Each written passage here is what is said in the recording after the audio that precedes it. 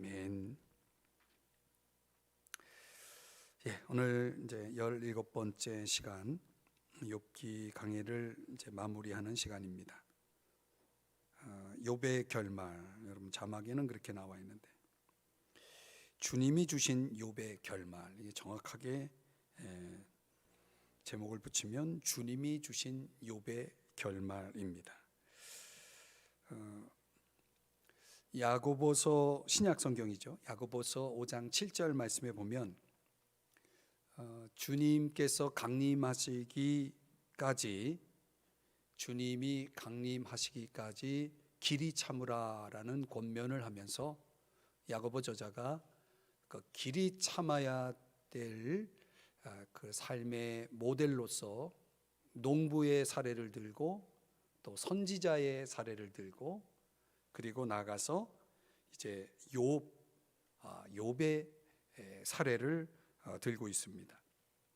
그래서 야고보서 5장 11절, 여러분이 성경 통독하다 보면은 욥의 이야기가 신약에 나오는데, 자, 저 말씀 한번 같이 우리 한번 읽어볼까요? 시작. 보라, 인내하는 자를 우리가 복되다 하나니 너희가 욥의 인내를 들었고 주께서 주신 결말을 보았거니와 주는 가장 자비하시고 긍휼히 여기시는 이시니라. 아멘. 자, 여기서 주께서 주신 결말을 보았거니와, 어떻게 볼 수 있었냐면 우리는 성경을 통해서, 구약 성경 욥기를 통해서 볼 수 있었죠. 주께서 주신 결말이 무엇인지는 42장에 나와 있죠. 우리가 오늘 함께 묵상할 말씀입니다. 제가 왜 야고보서의 신약 성경을 가져와서 여러분들과 같이 보냐면 이 단어 때문입니다. 결말. 본문을 다시 보여주시면 결말이라는 단어가 나오죠. 야고보서 5장 11절 말씀에 보면 주께서 주신 결말. 여러분들 이 단어를 꼭 기억하세요. 결말. 이 원어로는 텔로스라는 단어입니다. 텔로스. 도달점, 종착지, 결과 또는 결론, 이런 뜻을 가지고 있죠. 우리가 어떤 것에 대한 결론, 결과에 대해서 굉장히 궁금해하지 않습니까? 욥이라는 사람의 결과는 어땠을까? 우리는 성경을 통해서 오늘 보고 있고요. 나의 인생의 결과는 어떻게 끝날 것인가? 우리가 살아가다 보면 뭔가 그 결론이 궁금한 어떤 내용이 있죠. 또 어떤 사람의 인생이 있죠. 욥기 23장 10절 말씀에 보면은 욥이 이런 고백을 중간에 하지 않습니까? 내가 가는 길을 그가 아시나니. 누구도 알 수 없죠. 자기 자신도 모르는 그 길, 그분만이 아시는 그 길. 분명히 욥이 확신했던 것은 그가 나를 단련하신 후에는 이게 이제 결말이라는 단어와 연결되죠. 욥이 확신했던 것은 내가 순금같이 되어 나오리라. 이 순금과 같은 사람으로 내가 만들어져 변화되어져 있을 것이다 라고 하는 그런 확신을 그는 고백을 했었죠. 욥이 고백한 대로 되었을까?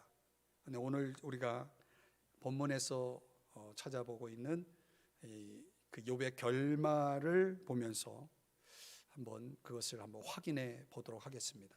세 가지 특징, 주께서 주신 욥의 결말은 세 가지 특징으로 요약이 됩니다. 첫 번째는 욥의 회복입니다. 7절 8절 42장 7절 8절에 보면 우리가 읽지는 않겠습니다. 여기 보면은 마지막 부분에 보면 내 종 욥 이렇게 표현되어 있죠. 내 종 욥. 그리고 8절에 가보면 이 표현이 세 번 나옵니다. 제가 구별을 본문에서 구별을 이렇게 여러분들 보시기에 좋도록 좀 다른 색깔로 표시를 안 했지만은 8절에 보면 그런즉 너희는 수소 7과 숫양 7을 가지고 내 종 욥, 두 번째죠. 그리고 너희를 위하여 번제를 드리라 내 종 욥, 또 한 번, 세 번째죠. 그리고 끝부분에 가보면 또 내 종 욥의 말같이 옳지 못함이라. 이 두 구절 속에 반복해서 사용되고 있는 이 표현을 통해서 내 종 욥, 이게 이제 하나님께서 욥을 이렇게 부르고 있다는 거죠. 네 번이나 내 종 욥. 이 욥의 호칭에서 알 수 있는 것, 우리가 발견할 수 있는 건 뭘까? 우리가 욥기 1장 8절과 2장 3절에 가보면 욥의 시련이 시작된 그 이유, 원인을 하나님과 사탄과의 대화에서 이런 말이 오고 가지 않습니까? 욥기 1장 8절에 보면 여호와께서 사탄에게 이르시되 내가 내 종 욥, 여기서도 내 종 욥을 주의하여 보았느냐 이렇게 말하고 있죠. 2장 3절에도 또 이 표현이 나옵니다. 내가 내 종 욥을 주의하여 보았느냐. 욥을 시험했던 핵심이 이거거든요. 내 종 욥이에요. 내 종 욥을 시험했던 거죠. 그 시험의 핵심은 까닭없이 하나님을 경외하는가였죠. 까닭없이 하나님을 경외하는가. 내 종 욥이라는 이 타이틀을 가지고 욥을 시험했던 결과로서 42장에 와서 내 종 욥이라는 이 표현을 그대로, 이 호칭을 그대로 사용하는 걸 보면 욥의 시험은 패스가 되었다라는 것을 알 수가 있죠. 합격을 했다는 것입니다. 다시 말하면 내 종이라는 이 욥에게 붙여진 이 칭호가 입증이 되었다는 거죠. 다시 말하면 내 종이라는 것은 하나님의 종으로서의 욥의 이 호칭 아닙니까? 하나님의 종이라는 것이 증명이 된 거죠. 다르게 표현하면 회복이 된 겁니다. 그럼 우리가 여기서 짚고 넘어가야 될 건 뭐냐면 종이 뭡니까? 종의 뜻이 뭡니까? 성경에서 종이라는 단어가 많이 나오잖아요. 어떤 경우에 종이라는 단어를 붙이는가? 구약에서 종이라는 단어가 붙여질 때는 언제나 이거와 연관이 있습니다. 하나님이 선택한 사람들에게 해당됩니다. 하나님이 선택한 사람에 대해서는 틀림없이 종이라는 타이틀이, 칭호가 붙습니다. 그러니까 구약적으로 말하면 하나님의 종은 하나님이 선택한 사람, 이런 뜻이죠. 하나님이 선택했다는 것은 왜 선택했겠습니까? 하나님이 쓰시려고. 그러니까 전적으로 하나님이 구별해서 사용하시려고 그를 부르셨죠. 선택하셨죠. 그래서 하나님 앞에 사로잡혀 있는 사람을 하나님의 종, 예를 들면 모세와 같은 사람, 하나님의 종이라고 부르고 있는 것입니다. 그러니까 하나님 앞에 사로잡혀 있는 이 하나님의 사람으로서 지금 우리가 살펴본 욥기에서는 욥이 바로 그러한 사람이었다. 욥이 하나님의 사람이라는 것은 다른 말로 욥은 하나님의 종이었다.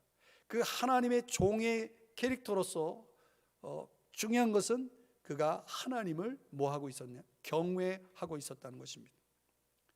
제가 이제 이번 이 성경 통독의 주제가 일독을 하면서 지금 계속 창세기서부터 요한계시록까지 어떤 단어를 추적하고 있냐면 이 단어를 추적하고 있거든요. 경외라는 단어가 도대체 어떻게 사용되고 있는지를 쭉 추적하면서, 다른 말로는 두려워하다 이런 거거든요. 그걸 지금 계속 지금 보면서 성경을 읽어나가는데 상당히 많이 나와요. 이 단어가. 이 경외라는 것, 욥이 하나님을 경외했다라는 것은 뭘 얘기하냐면 잠언 8장 13절 말씀인데 한번 읽어볼까요? 시작. 여호와를 경외하는 것은 악을 미워하는 것이라. 나는 교만과 거만과 악한 행실과 패역한 입을 미워하느니라. 그러니까 분명히 욥이 하나님을 경외했다라고 하는 것은 다르게 말하면 바로 이거죠. 악을 미워했다는 것입니다. 그 악을 미워했다라고 하는 것이 어떤 것으로 예를 들어주냐면 교만, 거만, 악한 행실, 패역한 입을 미워하는 것. 욥이 1장 1절에도 소개하고 있지만은 악에서 떠난 사람이었잖아요. 여호와를 경외하기 때문에 악에서 떠났다. 그러니까 겉으로 볼 때는 욥은 정말 완벽한 사람이었다는 걸 알 수가 있어요. 욥이 자신을 변호하기 위해서 뒤에 가면은 욥기 뒷부분에서 우리가 살펴본 대로 욥이 얼마나 정말 흠없는 삶을 살았는지를 그가 쭉 간증을 하지 않습니까? 그런데 고난을 통해서 발견한 건 뭐냐면 그의 마음속에 이게 있었다는 거예요. 뭐가? 교만이 있었다는 걸 알 수 있었죠. 그게 발견이 된 겁니다. 마음속에 숨겨져 있었던 교만이 발견이 됐고 그게 깨진 거죠. 그래서 하나님께서 너 이거 아냐? 너 이거 할 수 있냐? 그러면서 계속 질문을 던져서 결국 욥을 깨뜨리죠. 그리고 욥이 얼마나 자신이 연약하고 무지하고 교만한 존재인가를 깨닫고 42장 6절에서 뭐 했습니까? 회개하나이다 그랬죠. 회개했죠. 욥이 자신의 마음속에 있었던 하나님을 경외함에도 불구하고 하나님을 경외하는 사람이 미워해야 할 그 악이 자신 안에 있다는 것을 깨닫고 그가 회개했을 때 어떻게 됐습니까? 이제 하나님이 그를 이제 높이시게 되죠. 그게 오늘 본문인 7절에서부터 마지막 17절까지 회개를 했을 때 그가 자기를 낮추었을 때 하나님이 이제 그를 어떻게 높이시는지를 보여주는 거죠. 야고보서 4장 10절에 보면은 한번 다 같이 읽어봐요. 시작. 주 앞에서 낮추라. 그리하면 주께서 너희를 높이시리라. 근데 우리 안에 있는 그런 교만을 우리도 모를 때가 있어요. 워낙 깊이 숨겨져 있기 때문에 그게 어느 순간 드러나는 거죠. 드러나면 깨지는 거죠. 깨지면 비로소 하나님이 들어 쓰실 수가 있는 거죠. 그게 종이에요. 이 깨진 종, 교만이 깨진 종. 그래서 내 종이라고 말할 때는 이제 겸손해진 욥을 말하는 것이다. 또 종이라는 것은 100% 하나님께 드려진 존재, 100% 주인의 것이죠. 종이라는 그 칭호 속에 어떤 것도 그 종은 소유할 수 없는 거죠. 자기 목숨조차도 자기 게 아니죠. 종은 그런 종입니다. 그러니까 100% 주인의 소유가 되는 거죠. 다시 말하면 주께 모든 걸 드리는 사람, 모든 게 드려져 있는 사람. 욥이 1장 21절에서 이런 표현을 썼잖아요. 주신 이도 여호와시오 거두신 이도 여호와시오니. 이 말은 무슨 얘기입니까? 다 그분 거라는 거죠. 그렇죠? 다 그분으로부터 온 것이고 결국은 욥이 이것을 실제로 경험합니다. 근본적으로 욥은 티끌로부터 오죠. 알몸으로 와서 티끌로 와서 티끌로 돌아가는데 여러분 욥기가 어떻게 끝나는지 42장 17절을 한번 보세요. 42장 17절 마지막 단어가 뭡니까? 저는 이 단어를 보고 깜짝 놀랐어요. 욥의 결론이요, 결말이 죽었더라예요. 여러분 욥의 결말이 궁금했잖아요. 죽었더라예요. 이건 조금 이따 설명할 거예요. 그러니까 욥은 실제로 알몸으로 와서 알몸으로 간 거예요. 끝난 거예요. 그래서 하나님의 종이라고 불린 신약의 바울은 빌립보서에서 이런 고백을 하잖아요. 사나 죽으나 주의 것, 내 몸에서 그리스도가 존귀하게 되기를 원한다. 이런 고백을 하지 않습니까? 그러니까 하나님 앞에 전부가 드려지면 사나 죽으나 주의 것이니까 오직 그분을 위해서, 주인을 위해서 살아가게 되는 거죠. 그게 종인 거죠. 욥에게 그런 타이틀이 붙여졌다는 것은 욥이 교만이 깨져서 겸손해졌을 뿐만 아니라 온전히 들여진 순종의 종이 되었다는 것을 알 수가 있습니다. 그 순종의 그 증거가 이제 두 번째 요소에서 나오는 거죠. 그러니까 고난의 터널을 통과한 사람들의 결말은 욥처럼 되는 겁니다. 저 사람이, 어떤 사람이 고난이라는 터널을 통과했을 때 나오는 결말이 이런 모습이구나, 욥처럼 되는 거구나, 욥처럼 겸손해지는구나, 욥처럼 100% 드려진 순종의 사람이 되는구나, 이것이 오늘 저와 여러분이 본받아야 할 우리 인생의 결말이기도 하구나 라는 걸 깨닫는 거죠. 우리가 이렇게 가야 된다는 거죠.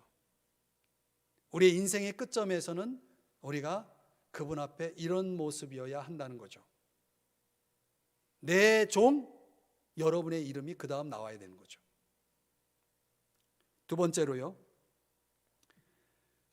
주께서 주신 욥의 결말은 욥의 기도입니다. 기도. 7절 8절의 내용을 여러분 성경에 다시 보면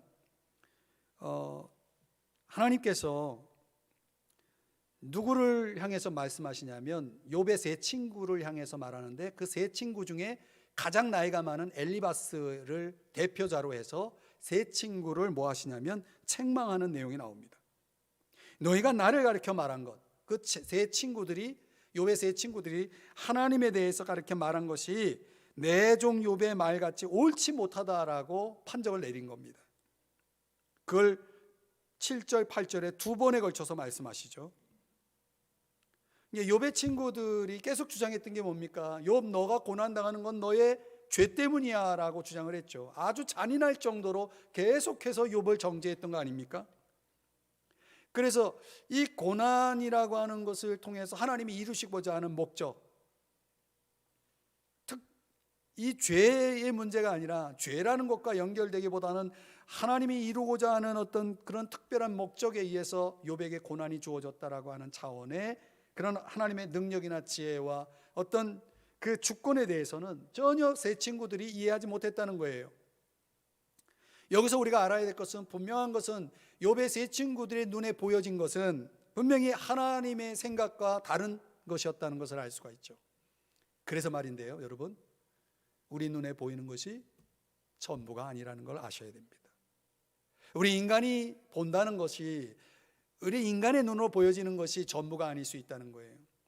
분명히 세 친구들이 보기에는 욥은 지금 죄로 인해 고난을 당한다라고 봤죠. 그러나 그것은 하나님이 그것은 옳지 못했다라고 말하잖아요. 여러분, 우리가 보기에는 분명히 이런 거다라고 생각했던 것들이 하나님 보실 때 아니다라고 말씀하실 수 있는 거예요. 그래서 신명기 29장 29절에서는 감추어진 일, 이게 하나님께 속한 것이라고 말하고 있죠. 감추어진 일이라는 것은 보이지 않는 것, 그러나 존재하는 것들이 있죠. 이게 보이지 않는 것이 분명히 존재하는 거예요. 우리 인간이 볼 수 없는 것들이 분명히 존재하는 거예요. 우리 일상 속에서 나에게 또는 어떤 사람에게, 누구에게 일어나는 그 모든 것들이 우리 눈에 보여지는 것이 전부가 아니라는 걸 알아야 되는 거죠. 그런 차원에서 보면 감추어진 것이 하나님께 속했다면 그 감추어진 것을, 보이지 않는 것을 볼 수 있는 게 뭡니까? 그게 믿음이라는 거죠. 그래서 우리가 믿음이 필요한 거예요. 또 우리가 욥의 그 세 친구들이 가지고 있었던 그 둔감함, 그들의 그 부적절한 언어, 그들이 자신의 그 신학적인 틀 속에, 이론 속에 욥을 거기다가 집어넣어서 그걸 판단하고 하는 그런 어리석음, 이런 것들을 보면서 이게 어쩌면 우리의 모습일 수도 있겠다, 나의 모습일 수도 있겠다, 우리가 이렇게 살고 있는 건 아닐까, 우리가 욥의 세 친구같이 살지는 않는가라는 사실을 하나님은 우리에게 보여주고 있다는 거죠. 결론은 언제 납니까? 주님 앞에 설 때 나겠죠. 너 그때 한 말, 너 그때 그렇게 말했지? 그거 옳지 못했어 라고 하나님이 우리의 말을 판단하실 그때 말이죠. 분명히 너희 말이 내 귀에 들린 대로, 민수기에 그렇게 말씀하고 있지 않습니까? 14장 23절에서 너희 말이 내 귀에 들린 대로 내가 그렇게 하겠다라고 말씀하시잖아요. 로마서 2장에서는 우리 말에 대해서 반드시 심판이 있을 거라고 말하고 있잖아요. 그걸 이제 욥기 42장에서 보여주고 있는 거죠. 어떻든 통쾌한 것은 뭐냐면, 욥의 입장에서 통쾌한 것은 하나님이 너희들 잘못했어 라고 지금 세 친구들을 책망하고 있다는 거예요. 욥이 그걸 보고 있는 것입니다. 거기에다가 하나님의 말씀을 따라서 지금 욥에게 가서, 세 친구들에게 욥에게 가서 번제를 드리라고 하는 거예요. 번제를 드리려면 번제를 드릴 수 있는 자격이 뭡니까? 제사장이죠. 그러면 누가 제사장이 되는 거냐? 욥에게 가서 번제를 드리라고 하는 거 보면 지금 욥을 제사장의 자격으로 세우고 계시는 것을 볼 수가 있어요. 거기에다가 추가로 욥에게 기도를 부탁하라고 말하고 있어요. 이 세 친구들이 드려야 할 번제와 기도는 철저하게 누굴 통해서? 욥을 통해서만 드려지도록 요청하도록 되어 있는 것이죠.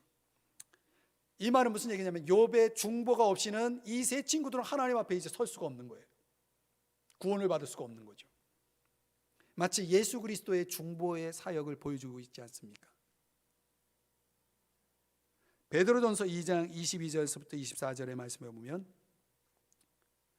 그는 죄를 범하지 아니하시고 그 입에 거짓도 없으시며, 23절, 욕을 당하시되 맞대어 욕하지 아니하시고 고난을 당하시되 위협하지 아니하시고 오직 공의로 심판하시는 이에게 부탁하시면. 누가? 예수 그리스도가.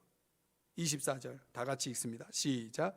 친히 나무에 달려 그 몸으로 우리 죄를 담당하셨으니 이는 우리로 죄에 대하여 죽고 의에 대하여 살게 하려 하심이라. 아멘.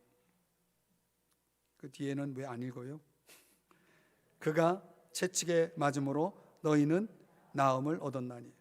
너무 귀해서 거기서 아멘 했더니 갑자기 중단하셔요. 친히 나무에 달려서 우리 죄를 담당하셨어요. 우리를 살리려고.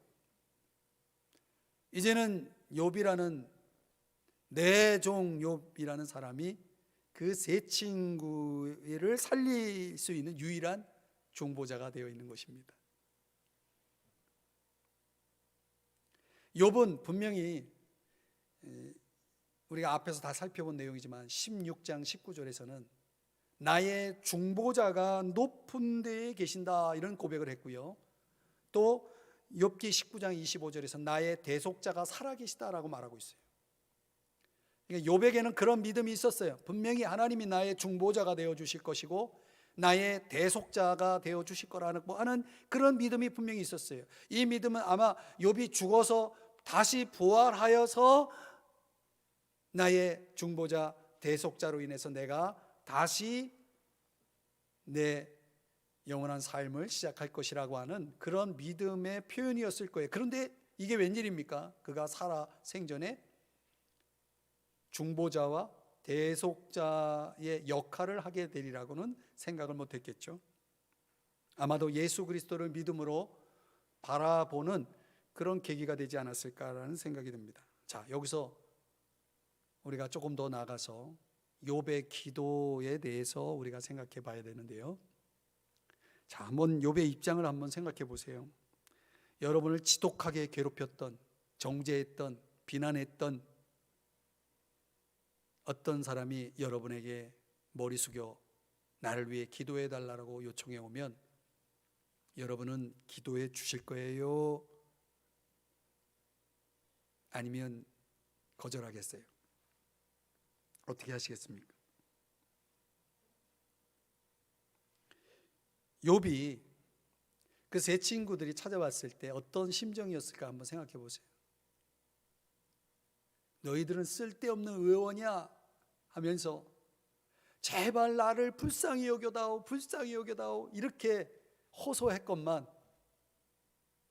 여전히 자신을 향해 정죄하며 회개하라 했던 그 세 친구들이 날 위해 기도해 달라고 이렇게 머리 숙여 찾아왔을 때 욥은 어떤 생각을 가졌을까?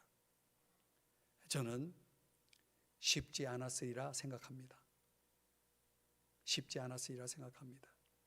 틀림없이 욥에게는 그 세 친구들을 위한 기도를 위해서 하나님의 큰 은혜가 필요했으리라고 믿습니다. 우리가 인간적으로 생각해 보면 그렇잖아요. 하나님의 은혜 없이는 기도할 수가 없는 거예요. 42장 8절의 말씀 한번 읽어보겠습니다. 시작. 내 종 욥이 너희를 위하여 기도할 것인즉 내가 그를 기쁘게 받으리니. 욥이 기도를 안 할 수가 없는 것은 하나님이 이렇게 말씀하셨기 때문이에요. 욥이 100% 하나님께 드려진 순종의 종 아닙니까? 순종의 종이 이렇게까지 말씀하셨는데 기도를 안 해줄 수 없잖아요. 너희를 위해 기도할 것이니 내가 그를 기쁘게 받을 거다. 그런데요, 아주 극적인 것은 10절에 나와 있습니다. 우리 10절을 다시 한번 읽어보겠습니다. 시작. 욥이 그의 친구들을 위하여 기도할 때, 여기까지 기도할 때, 기도가 시작됐어요. 기도할 때 어떤 일이 벌어지는지 다 같이 또 계속 있습니다. 시작. 여호와께서 욥의 공경을 돌이키시고 여호와께서 욥에게 이전 모든 소유보다 갑절이나 주신지라. 여러분, 우리가 읽은 이 말씀 다시 보시면 하나님께서 욥의 고난을 끝내신 시점이 언제입니까? 기도할 때였다는 거예요. 욥은 지금 누구를 위해 기도하고 있습니까?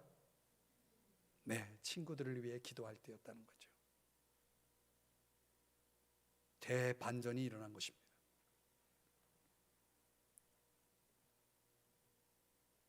욥이 친구들을 위해서 그들의 허물, 그들이 자신에게 준 상처들을 용서하고 그들을 위해 기도할 때 욥이 그동안 고난이라는 그런 많은 고통과 그 매임의 줄이 풀어졌다는 것입니다.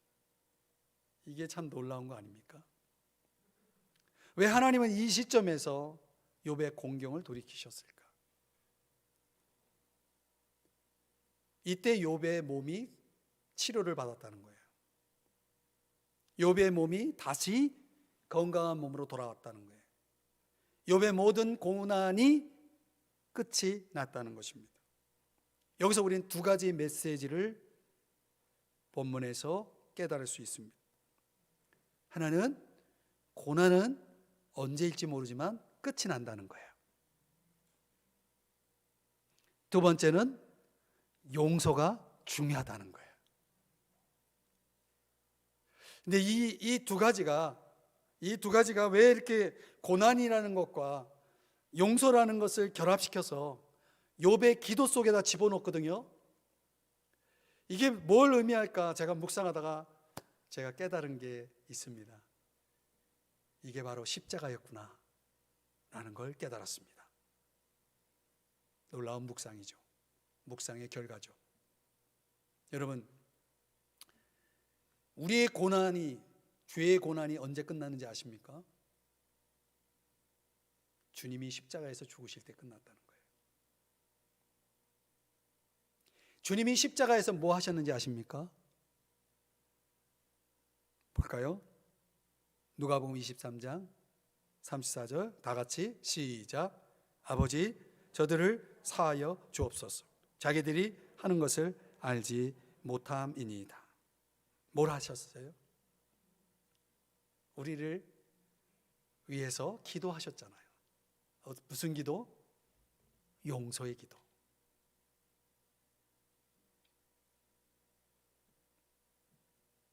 고난이 끝나고 그리고 우리를 향한 용서가 선포된 그 십자가의 사건이 저는 이 10절에서 42장 10절에서 깨달아지더라고요. 바로 이거구나. 고난이라는 것과 용서라는 것은 저와 여러분이 주님을 닮아가는 데 있어서 핵심입니다. 그리고 모든 매임을 풀어주는 열쇠라는 것을 알 수가 있습니다. 모든 매임을 풀어주는 열쇠다. 제가 이 10절에서 제가 깨달은 아주 큰 보화입니다. 이게 모든 매임을 풀어주는 열쇠다.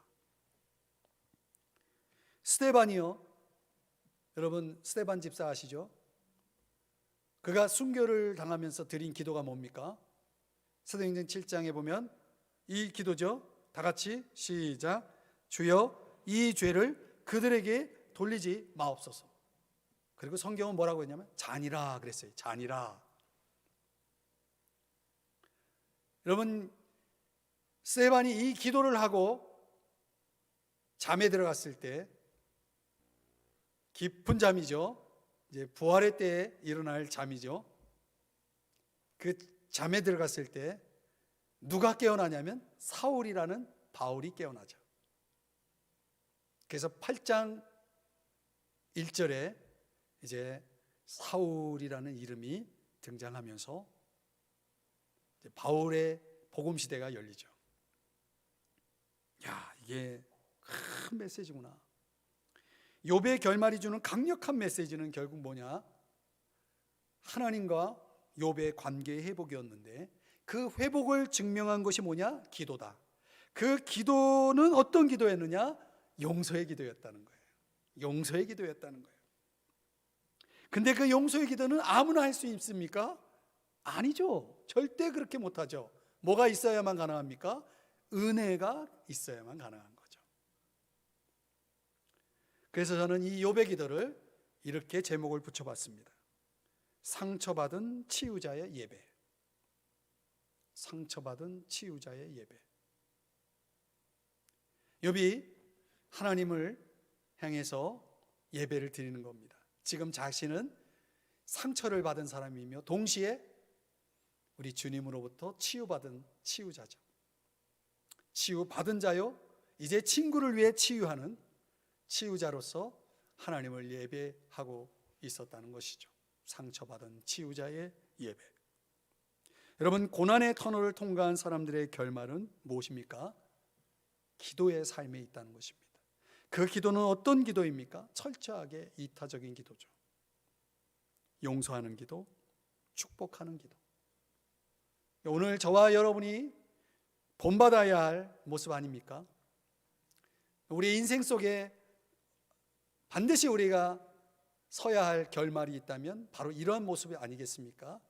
여러분이 누군가를 위해 용서하고 누군가를 위해 축복하며 기도하는 그 모습 속에서 주님이 주신 내 인생의 결말을 우리가 그려볼 수 있는 거죠. 그렇게 사시기를 주의 이름 축복합니다.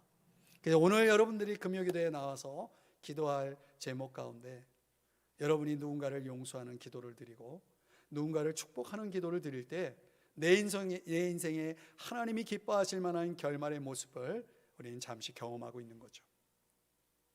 마지막으로 가장 깊은 묵상이었던 욥의 소유입니다. 소유.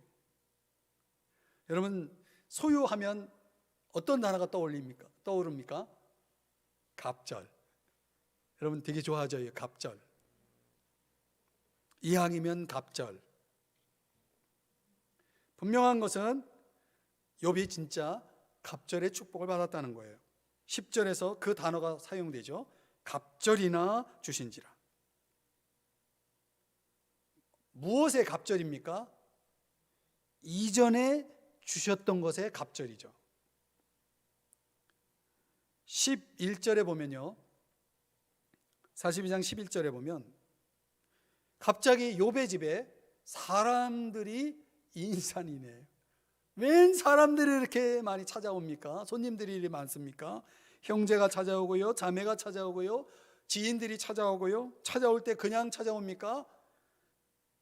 오늘 본문에 보니까 금고리 하나씩을 주었더라. 이게 몇 돈짜리인지는 모르겠지만 하여튼 이런 것들을 선물로 가져오는 거예요. 이거는 동양의 풍습이었다고 그래요. 뭔가 행복한 사람들에게는 이런 선물을 주는 것이라고 하는 그런 동방의 관습이 있었다고 합니다. 아마도 일종의 동정 내지는 사랑의 표시겠죠. 하나님의 재앙을 받았으니 얼마나 힘들었겠는가, 참 그동안 고생했다 해서 위로 차원에서, 동정의 차원에서, 사랑의 표시로서, 존경의 표시로서 이런 적지 않은 예물을 욥에게 주었죠. 근데 그 금은 폐물들이 얼마나 많이 들어왔는지 욥이 그걸로 뭐 했겠습니까? 그 당시 재산의 소유는 금은이 아니라 뭡니까? 동물들이죠. 그래서 그걸로 동물을 샀어요. 여기 보니까 12절에 보니까 양을 샀고 낙타를 사고 소를 사고 암나귀를 샀어요.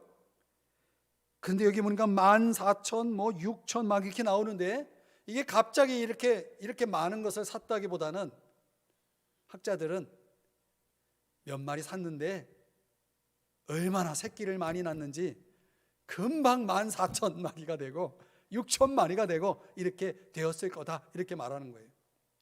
그 당시에는 짐승들이 이렇게 번식을 많이 하면 그게 다 재산이죠. 어떻든 중요한 거는 그렇게 재산이 막 엄청나게 늘어난 거죠. 거기에다가 13절, 15절 내용을 보면 자녀를 잃었잖아요. 자녀를 몇 명이나 잃었어요? 1장에 가보면 10명을 잃어버려요. 아들 7, 딸 3, 10명을 다 잃어버렸죠. 그 자녀 10명을 잃어버린 욥의 슬픔을 달래듯 하나님이 몇 명을 또 주십니까? 13절에 보니까 아들 7과 딸 3. 그러면 몇 명입니까? 죄송해요. 여러분들을 유치하게 여러분들 만들어서 10명이죠. 이게 무슨 갑절입니까?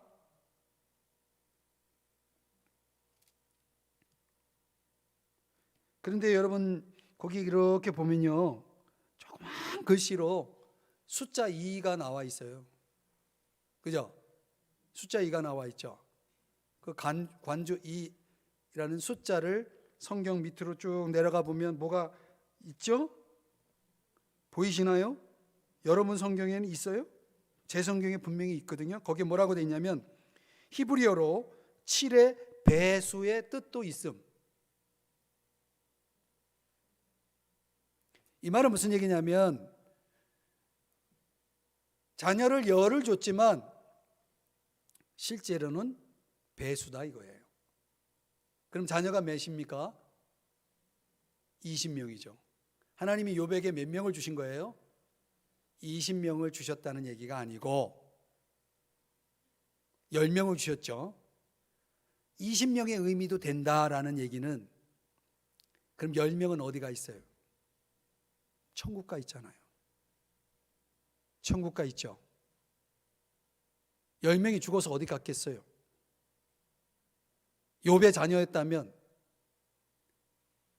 욥의 신앙을 이어 그 신앙을 소유했다면 분명히 3명은 천국에 가 있죠.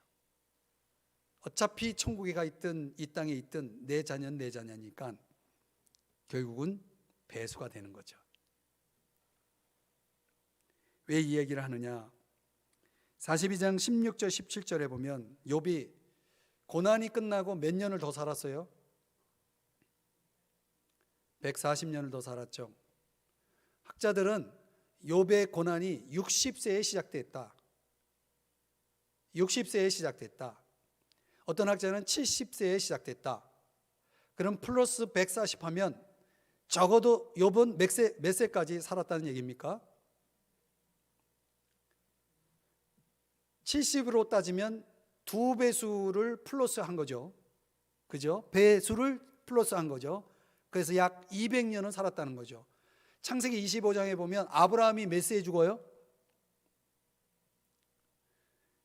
여러분 성경을 많이 읽으면 그런 건 외워야 돼. 외워둬야 돼. 175세. 아브라함보다 더 오래 살았다는 거예요. 25년을. 그러면 뭐 합니까? 17절을 다 같이 읽어봅니다. 시작.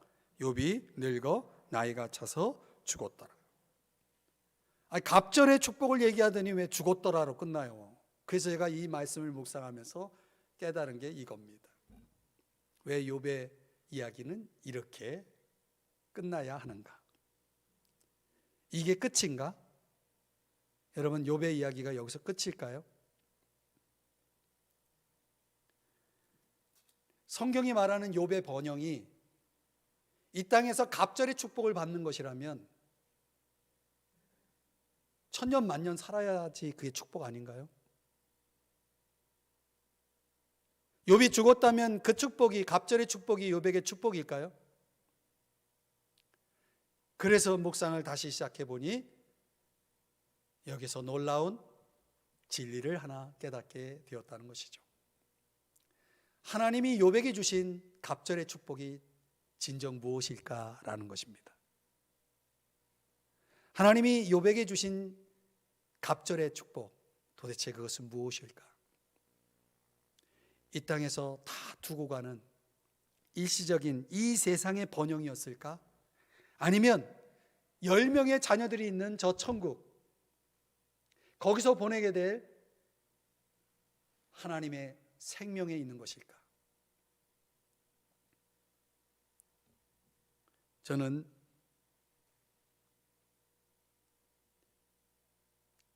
후자의 결론을 두면서 오늘 본문을 정리해 보고자 하는 것이죠.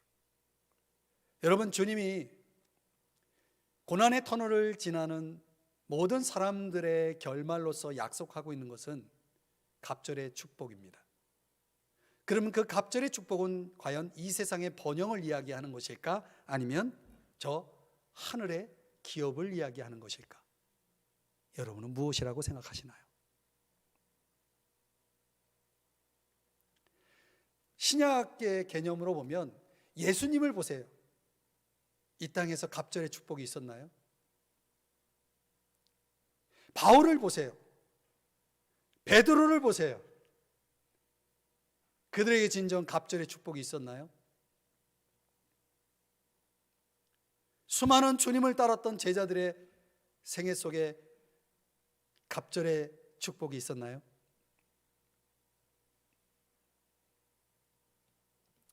야고보서 1장 12절에서 이런 말씀을 하고 있습니다. 나같이 읽어봅니다. 시작. 시험을 참는 자는 복이 있나니 이는 시련을 견디어 낸 자가 주께서 자기를 사랑하는 자들에게 약속하신 생명의 멸관을 얻을 것이기 때문이라. 생명의 멸관이 뭡니까? 생명으로 가득 찬 기쁨의 삶이죠. 분명 그 시험, 고난의 레이스를 마친 승리자에게 하나님은 뭘 약속하고 있는가? 생명의 멸관을 약속하고 있죠. 우리가 욥기에서 보는 그런 갑절의 축복과 전혀 차원이 다른 약속을 하고 계시죠. 요한복음 10장 10절에 내가 온 것은 양으로 생명을 얻게 하고 더 풍성히 얻게 하려는 것이라고 말씀을 하고 있죠. 여기서 말하는 생명이라는 게 도대체 뭡니까? 기쁨의 생명 아니겠습니까? 하나님과의 관계 속에서 누리는 그 기쁨의 생명 아니겠습니까? 저는 욥의 고난의 싸움은 결국 욥의 승리로 끝났고 욥은 결과적으로 갑절의 축복을 받았지만 그것은 그림자이다라는 말씀을 드리고 싶어요. 그건 그림자예요. 욥에게 하나님이 내려주신 진짜 갑절의 축복은 하늘에 있었다는 거예요. 그게 먼저 간 10명의 자녀들이 거기에 포함되어 있는 거예요. 내 자녀들이 10명이 저 하늘나라에 가 있다라고 하는 것에서부터 갑절의 축복이 그 속에 담겨져 있었던 거예요.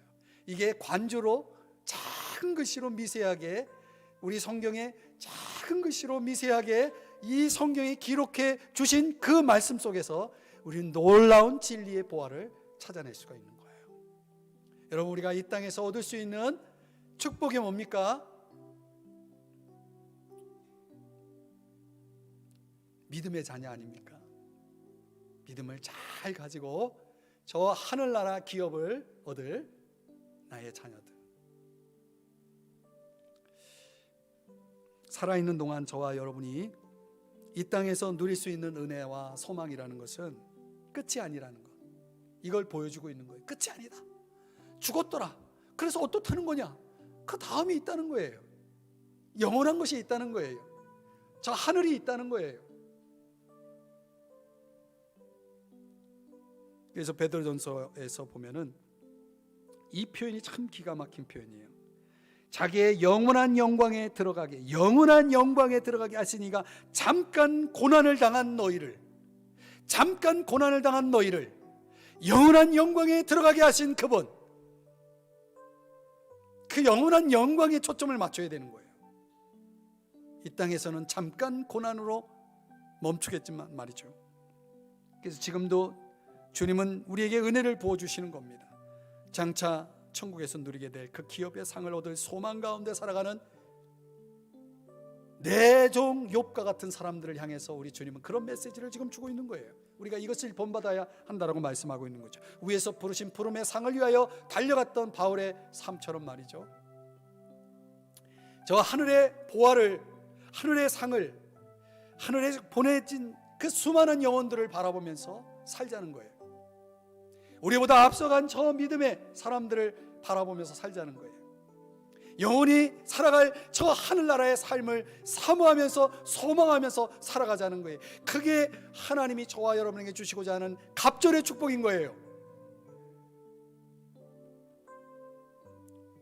오늘의 말씀을 적용하면서 하나님께 대한 겸손과 순종으로 우리를 드리는 모습, 그게 하나님이 우리에게 보고 싶어 하신 결말입니다.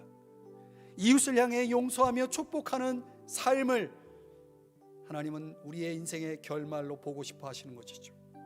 이 땅을 넘어서 저 하늘의 기업과 상을 바라보며 살아가는 사람, 이런 결말을 주님은 욥에게 보았고 저와 여러분에게 보기를 원하시는 결말이다. 이렇게 욥기 강해의 결말을 내립니다. 사랑하는 여러분, 은혜가 되셨나요? 오늘 이 욥이 우리에게 가르쳐 준 것이 너무 많고 너무 큰데 욥만 그걸 누려서는 안 되겠죠? 오늘 저와 여러분도 누려야 되지 않겠습니까? 그러려면 용광로 속에 우리가 다 들어갈 필요는 없어요. 여러분들이 다 욥처럼 고난을 겪을 필요가 없습니다. 왜냐하면 이미 그 고난을 겪고 깨닫고 얻은 모든 것들을 이 성경을 통해 우리에게 주셨기 때문에 우리는 굳이 고난 속에 들어가지 않아도 배울 수 있는 것, 이 결말을 소중히 여기고 저와 여러분이 이 땅 가운데 사는 동안 하나님을 향해선 겸손과 순종으로, 이웃을 향해선 용서와 축복으로, 하늘을 향해서는 기업과 상을 소망하면서 살아갈 수 있기를 주님의 이름으로 축복합니다. 다음 주부터는 아가서로 만나 뵙도록 하겠습니다. 기도하겠습니다. 하나님